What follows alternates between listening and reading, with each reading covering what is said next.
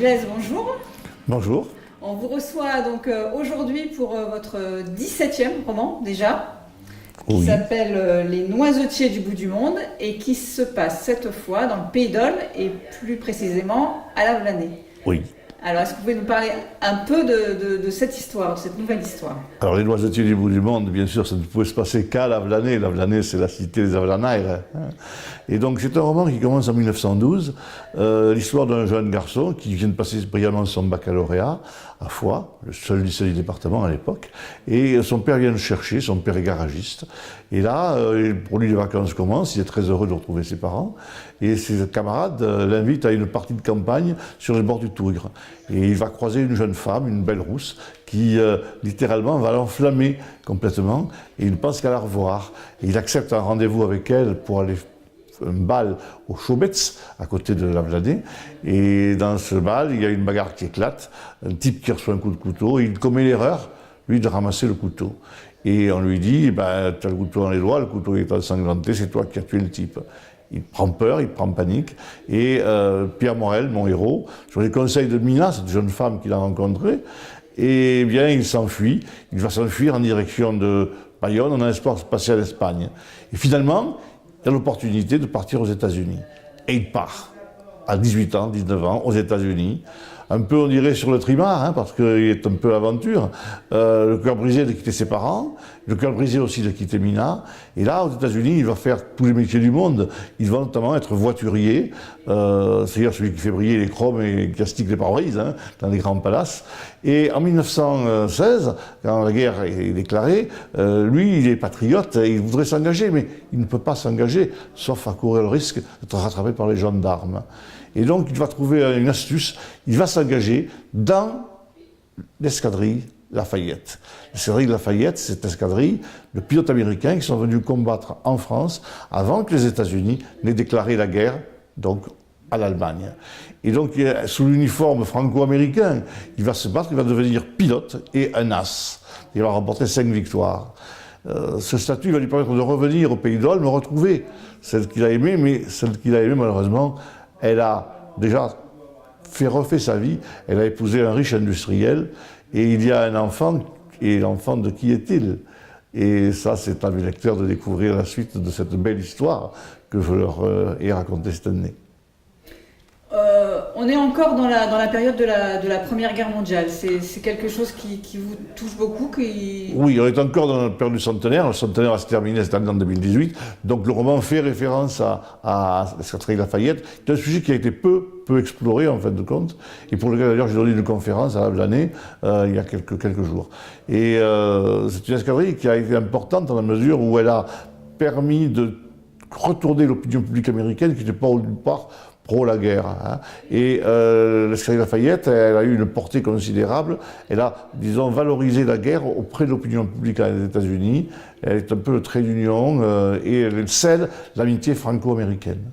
Donc elle est très importante à ce niveau-là. Il y a toujours aujourd'hui, d'ailleurs, dans l'armée française, dans l'armée de l'air, une escadrille qui porte le nom de Lafayette. D'accord. Bon, le livre fait un très très beau démarrage, parce que vous m'avez dit que déjà... Oui, on avait des difficultés à le trouver. On commence avec des difficultés à le trouver. Ça veut dire qu'il part très très bien, en effet. Bon, et je pense qu'il va y avoir rapidement une autre édition pour enraciner encore plus son démarrage. Bon, il faut dire que j'ai un programme assez chargé de signatures. Hein. Je serai notamment à l'Eclat Multimédia samedi, au Festival des Saveurs à Axeterme, bien sûr, ensuite. Et puis ensuite dans des petites villes d'Ariège comme Saint-Lary, par exemple, un petit salon du livre. Je vais ensuite au salon du livre de Sète à la fin du mois, qui s'appelle les Automnales, qui est parrainé par Lydie Salver. Et ensuite, bien, je fais des salons en Limousin, Brive naturellement, bon, et d'autres salons un peu partout en France. Donc mon premier trimestre est en effet assez chargé au niveau signature. Il faut faire la promotion du roman, ça fait partie du jeu, de se rencontre avec les lecteurs, dans lequel on a toujours beaucoup de plaisir à expliquer ce qu'on a voulu faire et comment on l'a fait. Et pendant ce temps, donc, vous préparez le 18e roman. Et oui, il ne faut jamais laisser refroidir, disons, la chose. Et donc, ils en ont fait sur l'établi, son établi d'écrivain. J'ai un 18e roman qui est en préparation. Actuellement, bon, il a avancé un petit peu, j'en ai fait environ un quart, à peu près. C'est un roman qui devrait se passer, je pense, du côté de Chalabre, Sainte-Colombe, normalement, dans ce secteur-là. Et je vais le donner à l'éditeur au mois de mars pour une parution, donc à l'automne 2019. Septembre, août, septembre, à la rentrée littéraire, disons, 2019. Mais je ne sais pas encore le titre qu'il aura. Bon, c'est une histoire, là aussi, qui est basée sur le thème de l'honneur perdu et retrouvé, à travers l'histoire d'un jeune homme, disons, d'une trentaine d'années, hein, qui est d'origine juive et qui va retrouver un peu l'histoire de son père. Voilà. Mais ça, c'est pour 2019. D'accord. On s'éloigne jamais de l'Ariège, hein.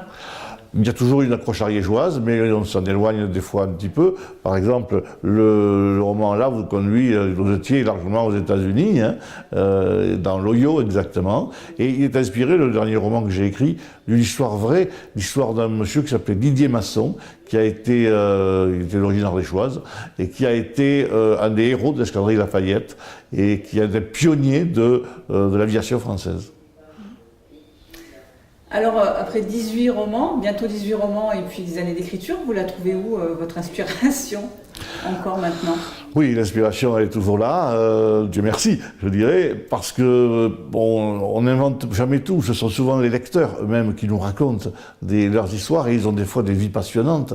Et nous, les écrivains, on met bout à bout, en fin de compte, on mélange tout ce qu'on a appris, on est un peu des éponges à ce niveau-là et on va redonner vie à des personnages qui n'auraient peut-être pas existé naturellement, mais qui vont finir par avoir une épaisseur humaine parce qu'ils sont la somme des émotions vécues que les lecteurs vous ont transmises. Hein. Et donc, nous sommes un peu des miroirs des vies qui ont déjà existé.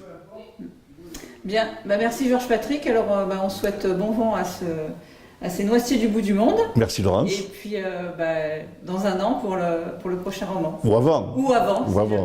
Merci Merci Georges Laurence. Patrick. Au revoir.